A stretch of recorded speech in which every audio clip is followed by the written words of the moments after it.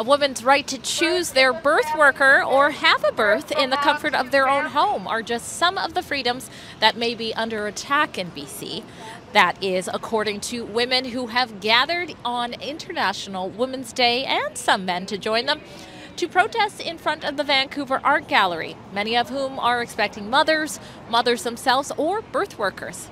I'm Drea Humphrey for Rebel News with more on the story. Get out of our bedrooms. That's just one of the messages that the women behind me gathering in a protest on March 8th are calling on the British Columbia College for Nurses and Midwives to do.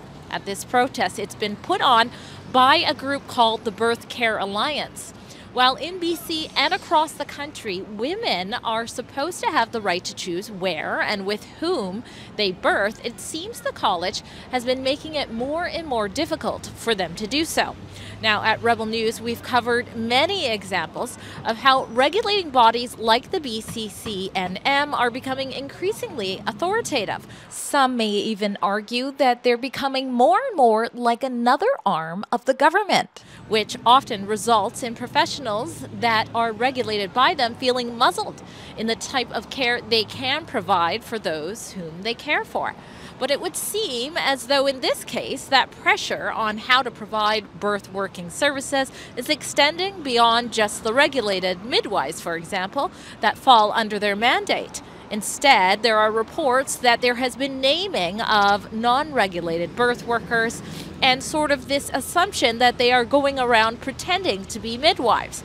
I'm going to catch up with some of the ladies, and it looks like men who are supporting them in their cause as well, to get more about this and their call to action. But first, if you appreciate that, unlike the mainstream media, Rebel News once again has their boots on the ground to bring you an important story that isn't getting as much attention as it deserves, consider chipping in to help support our independent journalism that is nothing without you by going to rebelnews.com/donate.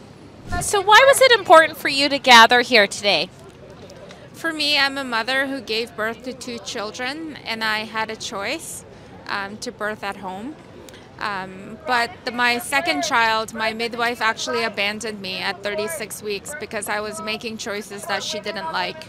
She said that I lost her trust. And so I was left alone to birth, either in the emergency or by myself. Wow. And so was that a regulated midwife then? Yeah. And is that something you're hearing happening often, or do you think that was just in your case? It was really hard for me to even find a midwife who was open to a home birth. And I'm not alone in that. After finding a midwife who didn't deny home birth, after working together, they eventually coerce you to have a very medicalized birth at the hospital. Because I believe in the rights of families to choose where, when, and how they give birth, and the college is coming down really hard on people and punishing them for making choices that they don't agree with, and I don't agree with that. Because we are supporting the woman's choice. As I says, it's my body, it's my choice. I want to write for the future generation for the women to decide to have a birth at their own home with no pain. Well, because I want to be able to have a choice. And the second time I birthed, the first time I birthed was with registered midwives at home. And the experience was not peaceful, and it was, it was actually felt very violating to be in my own home and to be, having to defend myself is how I felt from, interventions and the threats of the hospital, and just putting a lot of fear into my mind about how things were going. That was with my first baby. The second time I gave birth, it was at home with a traditional birth attendant. So essentially an unregulated birth worker, correct? Yes, like outside of the system, outside of the medical system. And the reason I chose that was because I knew that she would leave me alone, and let me just labor and respect the choices that I had made. Now, why was it important to be here with your husband and your daughter today? Because my daughter, Phoebe, I do have another daughter who was also born at home, who's older than Phoebe. Phoebe was born at home in the water, and I caught her myself. and it was just a really wonderful birth, you know. What about yourself? Is that why you're here, or what are you concerned about with what's happening? I think it's just important for everyone to like know, because I think so many people have come up to me and asked me what everything is about, because it's just nobody knows, it's not talked about enough. I think it's important just to spread the knowledge. It's amazing. Take a look at how many people are here. Thousands of people. And nobody talks about where they came from or birth until it's some kind of an emergency or you see it on TV and it's so traumatic and there's blood and there's screaming and stuff. But really, it's not like that. We've had two incredibly peaceful and wonderful births, and it can be like that. What are some of the reasons why an expecting mother might actually choose someone who's not regulated? Basically, it comes down to not wanting to birth within a system that is violent and coercive. So not everybody, is able to go into a hospital and receive the care that they deserve. People are leaving, 1 in 6 people, and Global News did a report on this in October, where 1 in 6 people are leaving the hospital with physical injury and birth trauma. And that is a huge risk, and people deserve the right to choose the risks that they take when they're birthing their babies. I think they're trying to take our bodily autonomy, our sense of sovereignty to take care of our own health. For me to say that I'm a low-risk, healthy, young woman who can give a risk-free, unmedicalized birth is hard for the system to accept and allow. What do you make of the college's role? I'm hearing that this protest is sort of aimed at the college. So what do you make of what's happening there? A college is a part of the population agenda. It shouldn't be that way because we are taxpayers and we have to decide of our body what we want. Folks, it's undeniable that our rights and freedoms are under attack. But how can we know what rights we're losing if we don't even know what rights we already have? It's Freedom Passport's mission to educate people about their rights and freedoms. The Freedom Passport is an easy-to-read, pocket-sized booklet containing the Charter of Rights and Freedoms. It's a portable token of your inalienable rights. There's an app, too. Easily access the Freedom Passport on your phone and compare rights and freedoms from around the world for only $3.99. Join our global community of individuals who are passionate about understanding their rights and freedoms. Visit freedompassport.ca and get your Freedom Passport today. What do you think is a common misconception about the people here that are supportive of things like home births? Well, and I get it too, because I'm a Reiki practitioner, so I'm an energy healer. We do sound healing at my studio, right? Like I'm a yogi, and like in part goes with the territory, like that we're like, oh woo woo, oh the witches are coming. Like no, it's like we're intuitive beings, and we either like use that intuitive piece that we have or we don't. And a lot of the time when we don't use those intuitive pieces, things go wrong. I think the biggest misconception is the fear of birth. And I'm a yoga teacher also. I'm a teacher of somatics, which is embodiment work.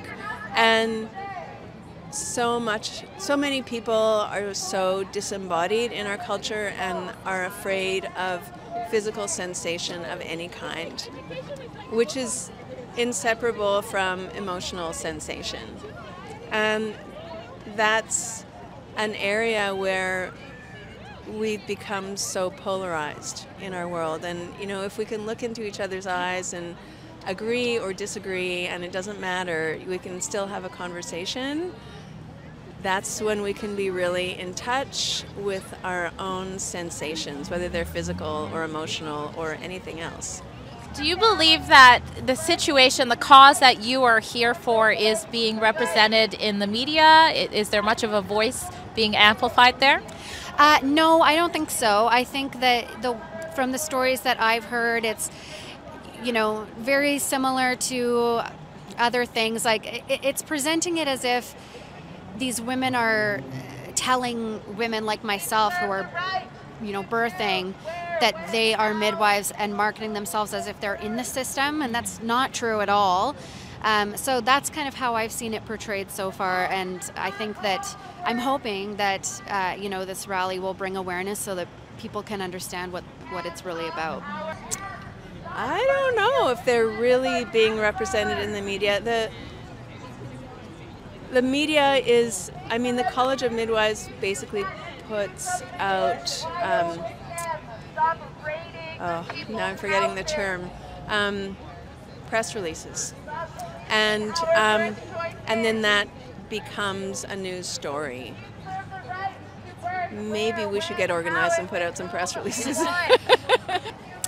I think they are probably not being represented at all, because I know that these kind of protests haven't been happening for a long time in other parts of the world too, but I'd never heard of them before. I'd never met anybody who gave birth at home. I'd never met anybody who even heard about this kind of thing, or that it was a possibility. People only know, like, doulas are very popular, but that they're just popular in the hospital and they work with the midwives, so that's as far as I knew. So that's why I think it's not really that common in the media. So my understanding is that there are a lot of mothers starting, or expecting mothers starting, to seek out non-regulated birth workers because they're feeling so restricted, and now the college is making that difficult.